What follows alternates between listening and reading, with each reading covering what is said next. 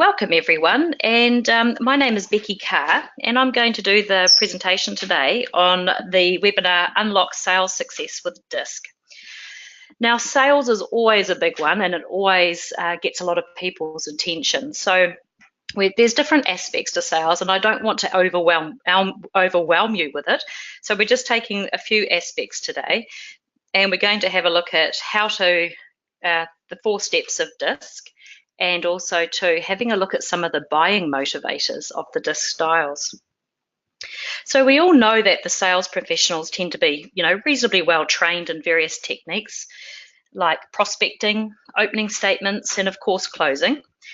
But I always feel that no matter how long you've been selling or how successful or good you are, you can always do with a bit more refreshing or a bit more knowledge about the sales interaction itself. Why? Well, because in general, the art of sales is forever changing, and I surely know that myself. One of these ways to revisit or update knowledge is to learn to bring DISC into the selling steps a lot earlier than you think. You can do this by focusing on the DISC styles, and this means you're actually focusing on your customers' interactions and needs, and that's really important. However, you can take it far further than just the beginning parts. You can take it right through the cycle. Let's have a look. So, why use DISC in selling? I get asked this all the time. Using DISC behaviors can help us better understand our own preferred way to interact, but also that of our prospective client or customer. How can it do that? Well, we all need skills that help build rapport. We need to quickly understand and communicate with our clients and prospects at a level that they're engaged and comfortable in. And of course, if we do this, they're more likely to listen to us, and we can close the deal in the right way for them too. Basically, we can use DISC, the tool, to enhance all of these skills and more. So DISC explains basically how we do things. When we talk in terms of selling, DISC helps explain how we sell. Once you understand the basics of DISC, you can apply it in all areas of communication and interactions that you do.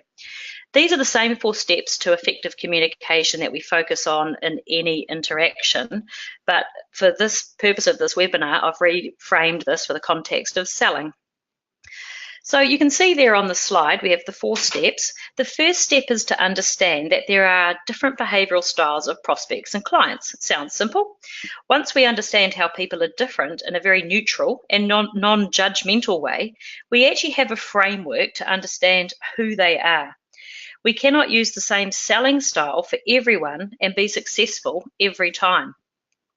So the second step is obviously to have a very clear understanding of our own DISC selling style. Our style affects how we sell, so we need to have a good confidence self-awareness. In addition to knowing our sales style, we also need to identify our least comfortable sales style, and a lot of people actually forget to do that. So for example, if an S style is your least comfortable style, then meeting an S style prospect will be the most challenging and take the most energy from you. You will need to be really focused and practice and prepare. So the preparation is really something that helps. I think a lot of people forget, they're so aware of who they are and who their prospect might be, that sometimes they forget to really practice for the styles that are really difficult for them. So the third step is really understanding how to identify the sales prospect. You can do this in 3 levels, and you can work with me on the slide here. So first of all, observing. When identifying your prospect, trying to identify your prospect's DISC profile. Look for regular patterns of behaviors. What do they tend to be about? How do they say things? You can observe their body language. That's one that I really have a look out for. And listen to their tone, their pitch, their speed, all those kind of things. Then the next one is assessing. Now that you've observed their behaviors, you can assess their primary DISC style. Are they more task-oriented or people-oriented? Are they more reserved or active? People are more likely to be a combination of styles, which means they're comfortable across a range, and that does make it a little bit easier for you. But if you can get down to their primary style, that makes it even more comfortable for them. The third step in identifying is the recognition. Recognizing the disc style that they could be, or their combination style, can actually be fairly easy once you get to know the background or learn some of the common behaviors or the body language of what you see. And sometimes with recognizing it, you just have to pick one and go for it. You can always change it differently down the track if you feel it's not working. So going back to the 4 main steps then, the final and fourth step is knowing how to adjust your selling style to interact effectively with them. If we can interact and communicate in a way that another person can connect with, it's more likely the situation will run a lot smoother.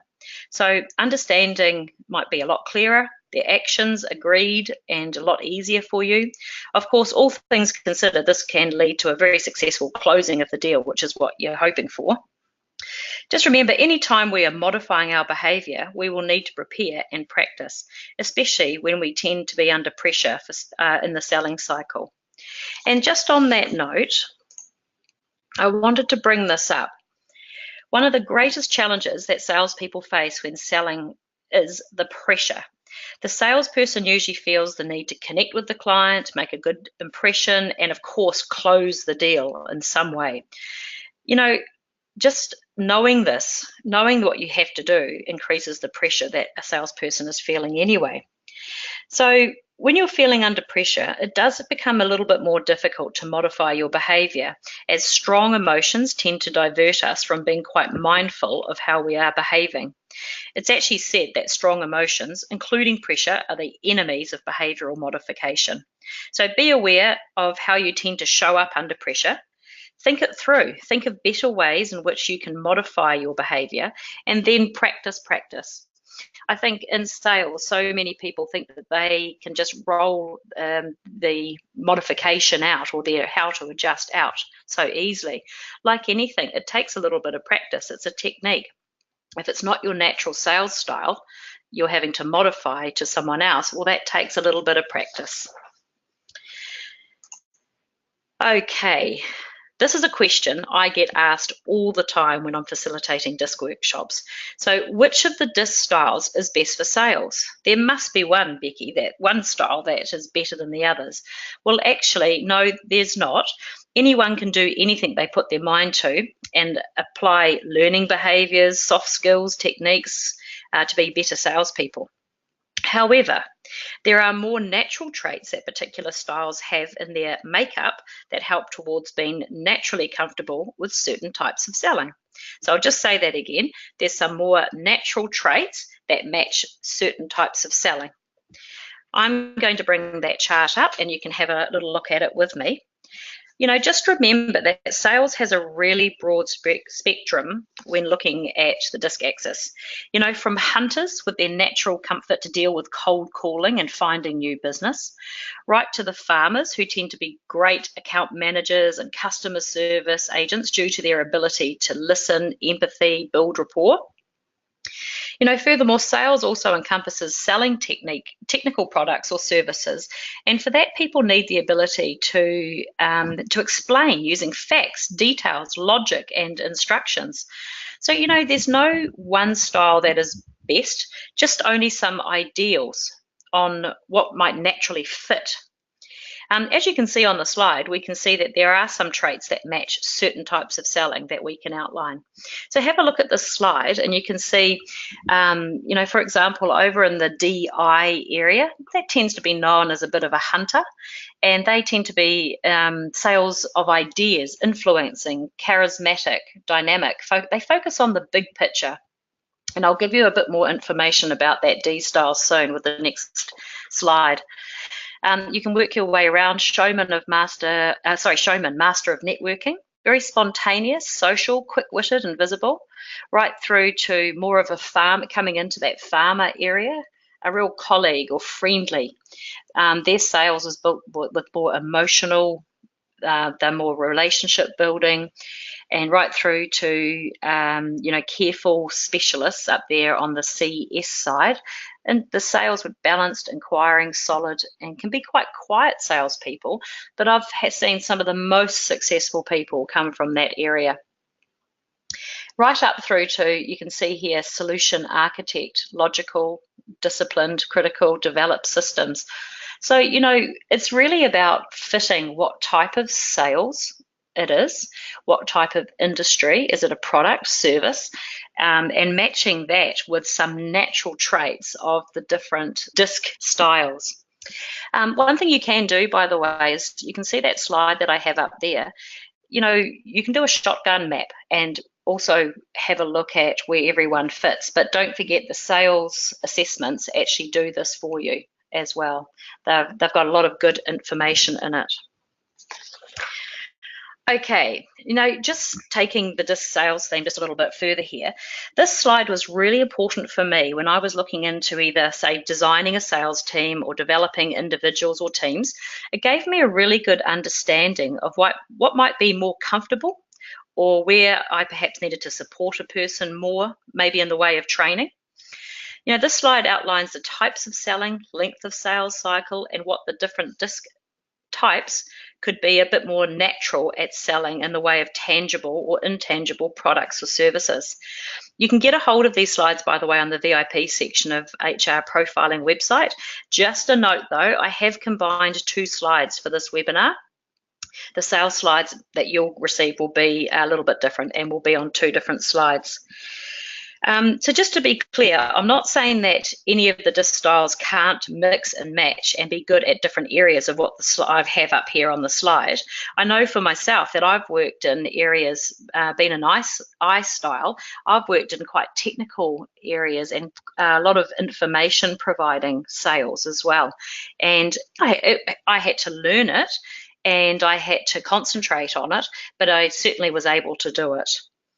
So I'm just pointing out here the tendencies for natural fit, and let's just have a little look. So you can see here the D style, things like quantity selling, tough competition, direct one-off selling, price competition. Well, if you think back to what the D style's like, they love the challenge, they love to lead, they love to be in control. So that kind of selling really suits them. And the I style, new product to the market, because they're ideas rich, abstract product, relationship selling, new account opening. Again, they're people connected. So a lot of this has to do with being able to connect with people. Abstract product doesn't necessarily mean it, so not tangible. They're able to very well sell the benefits of a product. Then your S type, traditional and familiar, long-term process. They are able to have a long sales cycle and be able to follow up and keep with it. They don't expect to make a sale right then and there. And that's something that's good to remember with the D and I.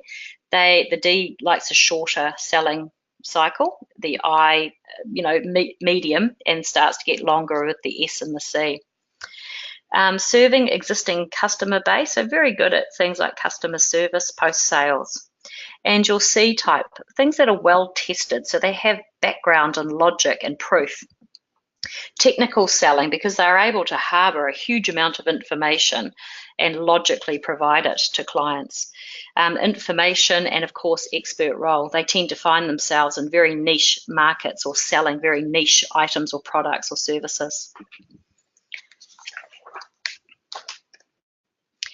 So, carrying on through the theme of sales, one of the things that salespeople do tend to do, and we all do it, is assuming, or the good old autopilot. Salespeople often assume too quickly or make general assumptions that can basically get them in trouble. So, for example, when we're meeting an engineer, we may assume we're meeting a C-style prospect. And it's true, we find many engineers who are actually C-style, but many of them are not. So it's best not to assume. It's actually best to observe and process, like those 4 steps that we talked about before. Another assumption is that people make buying decisions the same way that you make buying decisions. People have a very different way of making buying decisions all over the place. So to actually find one that makes it the same as you will be quite unique. But of course, we can try and categorize them as much as possible. to make it easier for you to learn. The thing is, you need more information and observation before you can make a decision about how your prospect might buy, but you can be prepared. So we must try and avoid that sort of autopiloting in our behavior. Salespeople have comfortable ways of doing things, but those don't always work with every prospect. We have to get out of our comfort zones, and all of this is about awareness, and this takes discipline, preparation, and practice. In long-term work relationships, we have the opportunity to fix things when something goes wrong. However, when we are selling to a prospect, we often have one chance and one chance only. So let's look at the buying motivators of the DISC styles. These are some of the most important things that you can remember. They help you shape the whole sales interactions. It helps you shape the content, all sorts of things. So I chose that red chili there because it can be hot. And so let's have a look. Tips for using DISC profiles and selling to the D style. So what's their buying motivators? When it comes to the D profile prospects, we know they are decisive, fast-paced. What irritates them is that the sales situation is indecisiveness and inefficiency. That irritates and frustrates them. Don't get in the way of the sale by giving too much information or impede their decision-making process. D profiles want to be in control, so it's important to have them feel in control of the sales process themselves. D styles tend to test you. They want to find out if you're up for the challenge, otherwise they will lose respect. Stay toe-to-toe, earn their respect, and close the deal. So you can see on the slide there, I've done a quick summary of some of the buying motivators just to help. But they are things like the ability to have or use things that help them achieve their goals, easiness and quickness of the sales service. They don't like a long, drawn-out process that can really irritate them. Things that make them a pioneer or a bit different, stand out from the masses, so early adopters. Building status or image is a big one for them as well. The possibility to win, ability to buy quickly and to move on. Something that a type of sales that might make them look strong or a bit of a risk taker. So these are their buying motivators. What would they enjoy about the sales process that they would enter into? Let's have a look now at the I style. I profile prospects are very different from D styles. When it comes to selling, the I profile likes to make decisions based on their fear of social rejection. They will consider how buying decisions impact their status with others. The I profiles are not detail oriented, and I think sometimes we really forget that. They are also highly optimistic. The I style may have every intention to buy from you at the moment until they meet the next salesperson, of course, and then they forget. You need to secure their commitment to buy or potentially lose the sale. Again, as I styles are very people-oriented or feeling-oriented, a lot of their motivators are concerned with how it interacts with people. So here's a few that I've popped on the slide as well. Some of their buying motivators are that they need recognition and visibility from others. They like popularity. Being popular with people helps them to make a decision to buy. They enjoy feelings and emotions. They really like to discuss it. So part of the sales process should be asking them how they feel about something and letting them discuss it. They enjoy a feeling of belonging to groups, so that makes them feel included. They respect testimonials and references. In fact, they do really enjoy reading them because it makes them sort of feel that others have recognised what they need to do. Enjoy fun activities and the ability to meet new people. Again, these motivators can be the actual product or service or even the salesperson themselves giving the ability to achieve these motivators. So again, it can be the actual product or service, but it often comes from the salesperson bringing these type of motivators into the sales cycle. The S style. So S profile prospects make buying decisions based on the impact of those around them. They want to make the right decision for everyone. They will also want to talk over the details with someone before making the purchase. As a salesperson, you can be supportive and patient and even become their sounding board. We know that S's are in general as a general rule tend to find change and at times quick final decisions a bit difficult. Of course, they need some time to process everything. So their motivators tend to circle around that feeling of security or fairness. So on the slides there, I've put up some of their buying motivators that would help. A major motivator for them is trust. Do I trust you or do I trust the product? So a good reputation can be an advantage in this case with an S. Things like security or feeling safe, reliability of you as a salesperson or of the product. So things like warranties, guarantees, or experience can be very good. Proven existing routines and systems so that others have gone before them and they found it fine. Fairness and justice, well, that's something that they're very principled. So fairness and justice is a big one. Things like family issues is a big buying motivator for the S, and I think a lot of people circle into that one. And the removal of threats or uncertainty. So again, things like guarantees can work well for them, or experiences. I've found case studies can work really well too in different services. So taking these motivators and engaging and selling an S style can be fun. Obviously, just remember that you also need to slow down a little bit, be patient and engage with them. So the C style, tips for using DISC profiles and selling to the C profiles.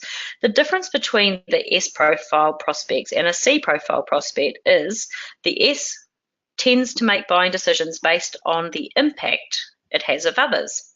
However, the C profile wants to make the correct decision. They do not want to purchase the wrong product or service. They do not want to regret their decision or have others identify them as the person making the mistake. Oh, that's their fear. Therefore, they want to have as much information as possible in order to make the most informed decision.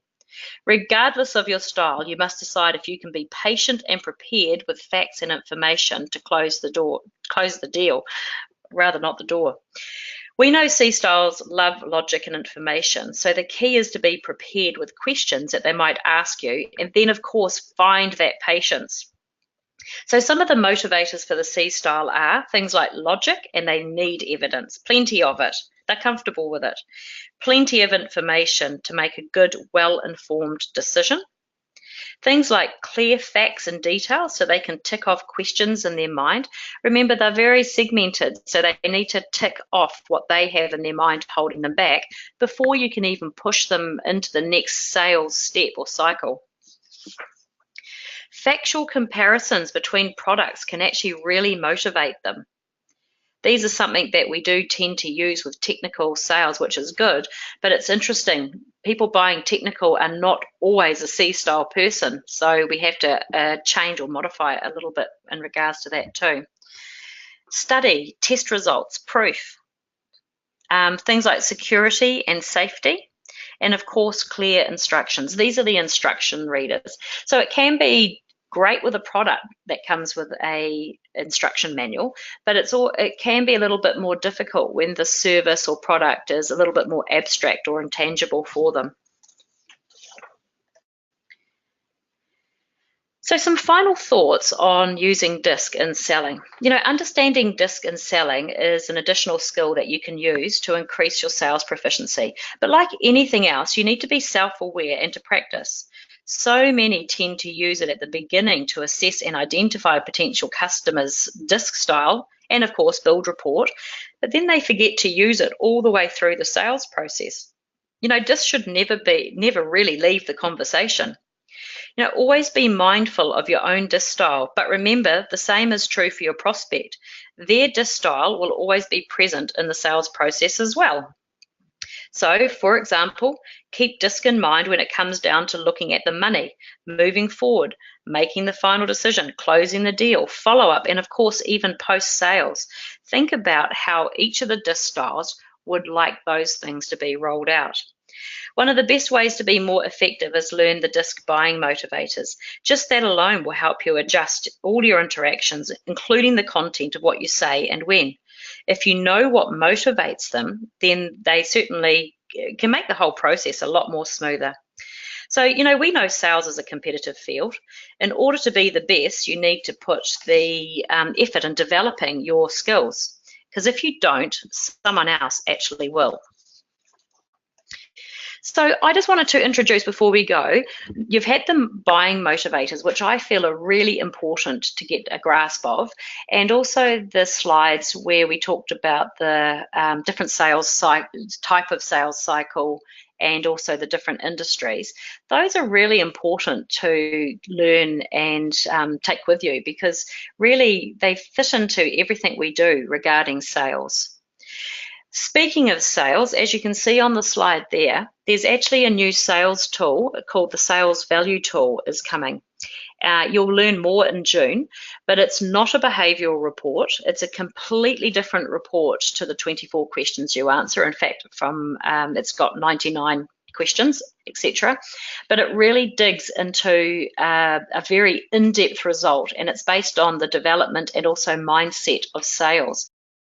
If you have more questions, feel free to email or phone HR Profiling about them, and they can answer or point you in the right direction. So thanks again, and I'll be talking to you in the next month.